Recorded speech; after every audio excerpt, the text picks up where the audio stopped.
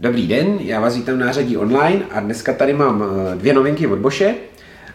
Mám tu Bluetooth reproduktor, ten jsme si ukázali v minulém videu, a teď ten nejvyšší model, rádio s nabíječkou i Bluetooth reproduktor, všechno v jednom. Označení je tady GPB18VH-6 SRC. Když si to trošku rozkódujeme, tak GPB je označení u Bosche pro rádio, 18, zase 18 V baterka, umí to teda i 12 nebo 10,8, Včko napětí, Hčko to jsem nedokázal vyzjistit, ale trošku bych to typoval, že to je něco s tou nabíječkou, protože tohleto rádio umí ty baterky i nabíjet, jenom 2 Ah, ale umí. A SRC bude sound receiver Cčko, asi connect připojení. Takže takhle jsem to nějak z toho dedukoval. Jinak, když se na to rádio podíváte, tak ono je hodně podobný tomu reproduktoru, ale je tady v základu ten masivní rám, ochranný, displej a trošku sofistikovanější ovládání. Uvnitř je ta nabíječka. Takhle, když můžete to rovnou ukázat, tak ten poklop zase krytí IP54, IP54, a baterku, když tam chcete cvaknout, tak zacvaknu, ona tam drží, nejde vyndat, a když ji chci vytáhnout, tak vytáhnu za tuhle tu páku a baterku vytáhnu. Tohle mi přijde naprosto super. Takhle zacvaknete a drží. Jo, a když ji chcete vyndat, tak jo, za tohleto jsem velice rád, že se to vyndává fakt dobře a bezvadný nápad. Funguje to potom i na tu 12, tam už je to trošku horší. To už tady musíte operovat takhle do hloubky, a když to chcete vyndat, tak jako zamáčknout takhle ty dva zobáky, ale dá se. Co tam je ještě dál, tak je tam poklop pro 2 tužkovky. Ty u toho rádia dostáváte, že jsou nalepený v té krabičce, v takovém sáčku. A ty tužkovky tam jsou kvůli hodinám. Protože to rádio má na displeji ukazuje hodiny, tak aby si to ty hodiny pamatovalo, když měníte baterku, tak je to vyřešení těma tužkovkama. Pokud to používáte jako Bluetooth reprák, tak tam ty hodiny musíte nastavit, ale stačí, když jednou chytíte digitální příjem a to rádio si ty hodiny načte a už si je to pamatuje, když tam máte tyhle baterky. A tam tedy dám velkou, zavřu, a teď, když to rádio zapnu, tak bude hrát, ale vy ho můžete takhle dát i do proudu na 220, a když bude zaplý, tak v tu chvíli tu baterku začne nabíjet těma 2 Ah. Já jsem si říkal, jako ty 2 A jsou docela málo, dneska se dělají 16 amperový nabíječky, tak mi to nepřišlo jako úplně, že by tam muselo být, ale na jednu stranu, když jsem to začal používat, tak občas máte třeba na rychlou nabíječce máte jednu baterku a pak potřebujete ještě tu druhou dobít pomalu, nebo prostě na nějaký světlo, na cokoliv, tak hodí se to. Jo, prostě je to taková nouzovka, druhá nabíječka. Co tu je dalšího, tak je tady USB-C, to máte pro napájení telefonu, jo, tady prostě jde nějakých 1,5 A, myslím, že tam je výstup, a potom ještě příjem AUX, to máte další možnost příjmu toho signálu. Tady anténa taková ta gumová, je to na FM a na DAB+. Tak dá se takhle zaklopit, nikde tady nepřekáží. Jdeme na to konstrukci z druhé strany. Jsou tady 2 středobasové reproduktory, 24 W. Ten skutečný výkon, není to ten maximální, jak se většinou všude uvádí, proto to číslo je nižší. Tady je potom basový reproduktor, ten směřuje směrem dolů.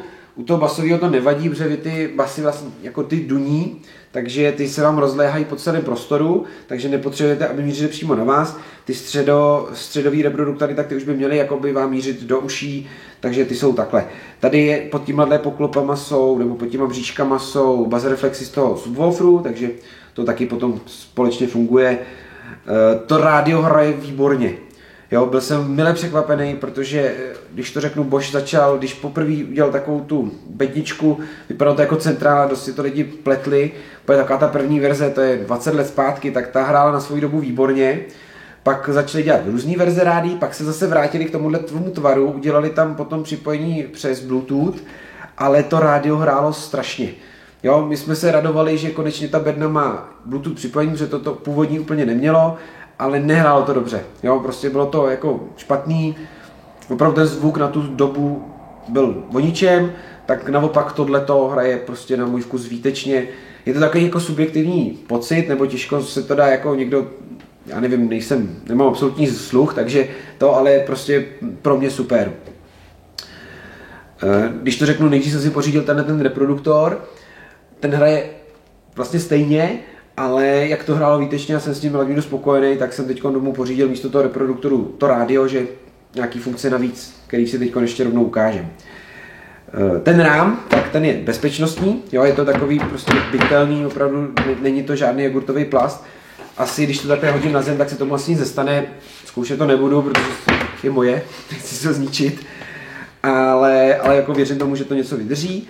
A tady ze spoda, takhle máte, tak kdo zná Bosche, tak mu to bude připomínat L-Box a je to přesně na to, že vy to zacvaknete na L-Box.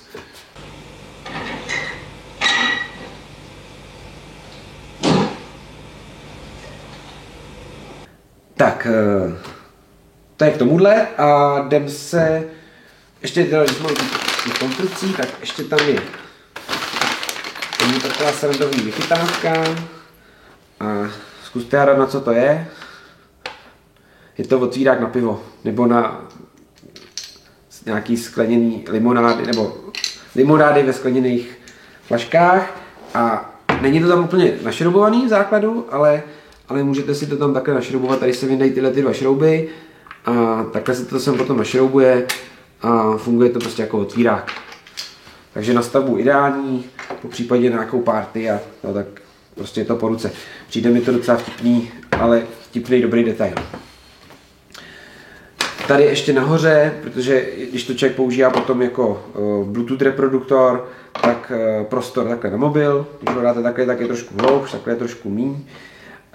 Je tady dokonce udělaná takhle otvor, aby se vám tam vešel napájecí kabel. Jo, že když to tam dám takhle, tak mi tady projde dolem napájecí kabel a krásně mi to stojí. Už mi to teda z toho jednou spadlo, ale to bylo nějak jako, že jsem toho fakt jako hodně drknul, jinak takhle to tam drží docela dobře. Šikovný detail. Tak, zapneme si to. Tady to tlačítko na zapnutí, tak má na sobě takovou tu drážku, abyste to jako nahmatali i naslepo. Naběhne vám označení, tady je dokonce kdo to designoval, to se mi přijde jako hezký detail, že pokud když to zapnete, tak tam vidíte člověk, který ten design vymýšlel, za mě jako hodně povedený. A teď tam mám nastavený Bluetooth a nemám to na schvál spárovaný s mobilem, odpároval jsem to, abyste to viděli, jak se to páruje, tak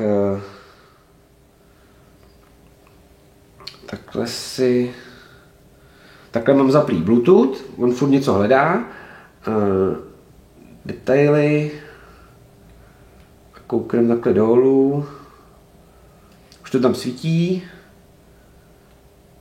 takže kliknu, on by se měl spárovat, a už je to spárovaný. Můžeme si ukázat, že teď, když to vypnu, abyste viděli, jak se to rychle páruje, tak to napárování trvá fakt jako okamžik.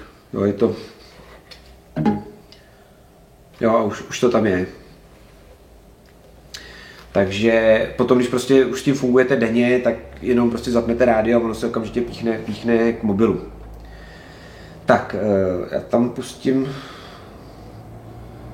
Tak, abyste viděli...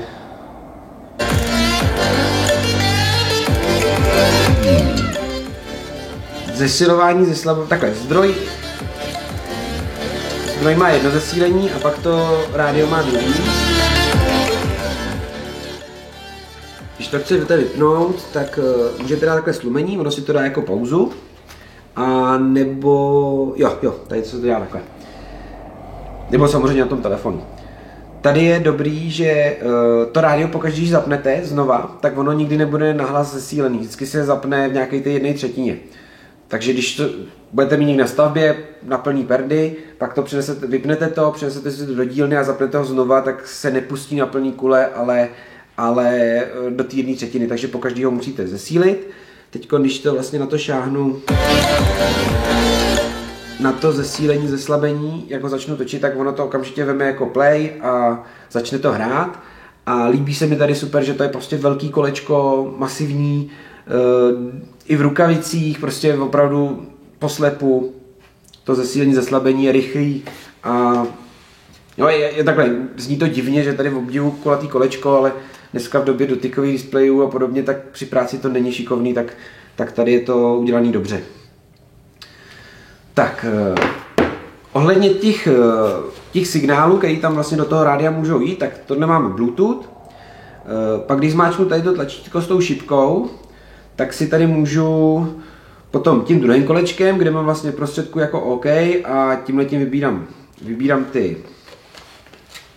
ty možnosti, tak si tam můžu vybrat DAB+, FM, Bluetooth, multispeaker stream.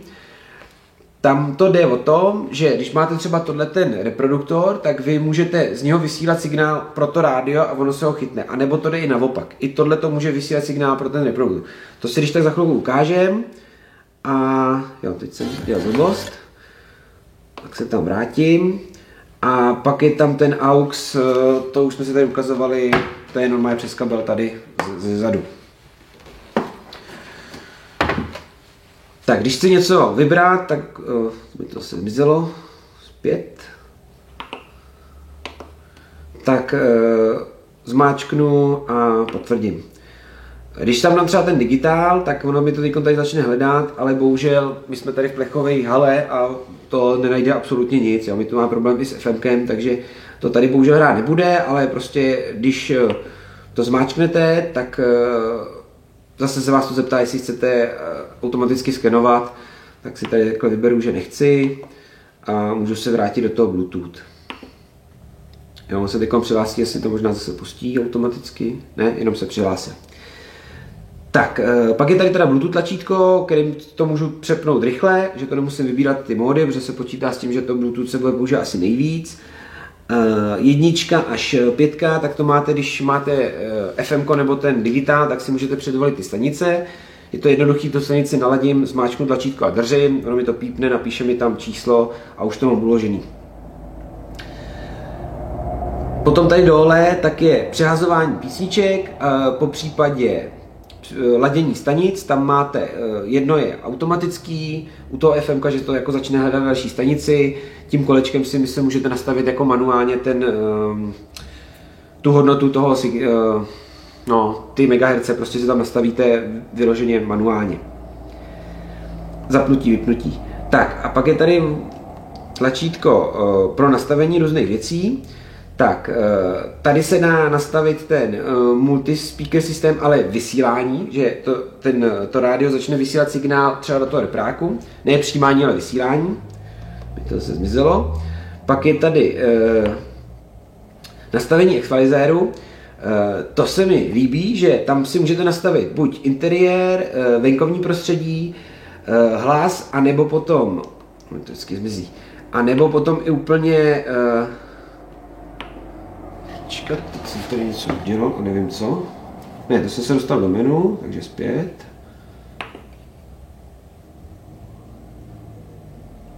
Pardon, takhle.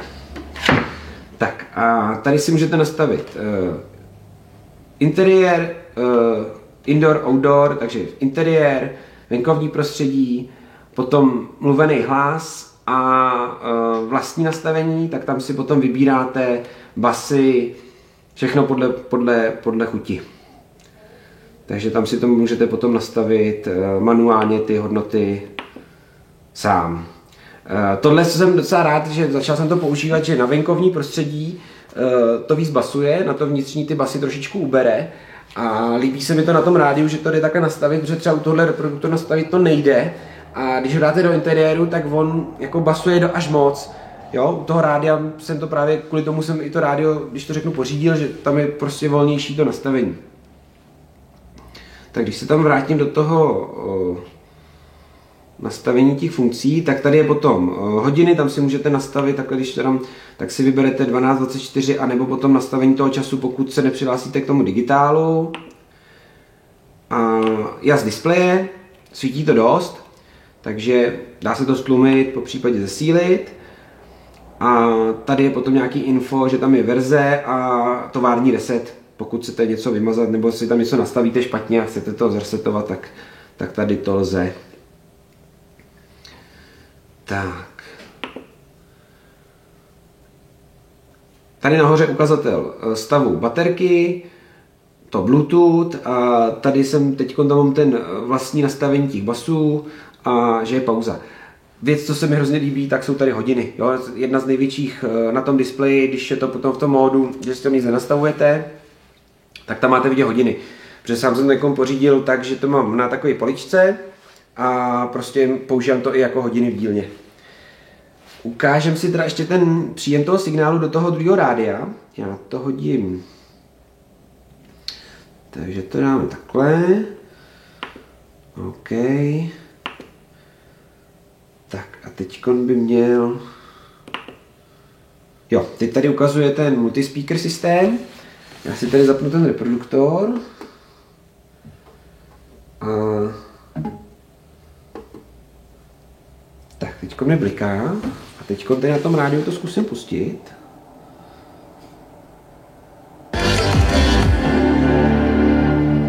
Tak, teďkon hraje. Ale já ho tady úplně stlumím. Vidíte, máme stlumeno, ale ten reproduktor mi hraje. Takže tohleto rádio teď posílá signál tomuhle reproduktoru a hrajou společně. Jo, abych to demonstroval, tak jsem ho tady stlumil. Tady se ho můžu zesílit, jak je potřeba. A nebo tady se taky hrajou oba. Ještě to dám pauzu, oba dva se stlumí.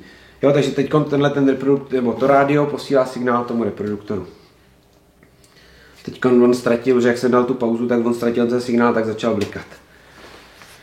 Tak, přemýšlím, jestli jsem na něco nezapomněl. Ještě k tomu dostáváte takovou tu ochrannou folii sem na ten displej. Já jsem teda zatím nesundal tu originální. Přiznám si, že to tam moc rád nemám, vždycky to sundávám, ale tady u toho rádia, který je do dílny, tak jsem to tam radši zatím nechal. Jinak hraje mi teda v dílně, mám na to udělat takovou pěknou poličku a jsem s tím velice spokojený a nadšený, vypadá to super, hraje to super ty funkce. Jediný zádrhel nebo taková věc, kterou jsem na tom jako vymyslel, která se mi úplně nelíbí nebo kterou bych bral, nemá to pocit ty tlačítka. Jo, že mohli by svítit, bylo by to úplně top, ale asi to je zbytečný, protože to zesilování, zeslabování to je nejdůležitější a to dáte i po matu. Takže není potřeba, a je to taky to 3D, že vlastně točíte a mačkáte. Takže to ovládání velice intuitivní a opravdu tom někdo přemýšlel, že i v rukavicích, jo, je to prostě pro řemeslníky, není to navoněná bída. Tak jo, tak děkuju za pozornost a mějte se hezky, nashledanou.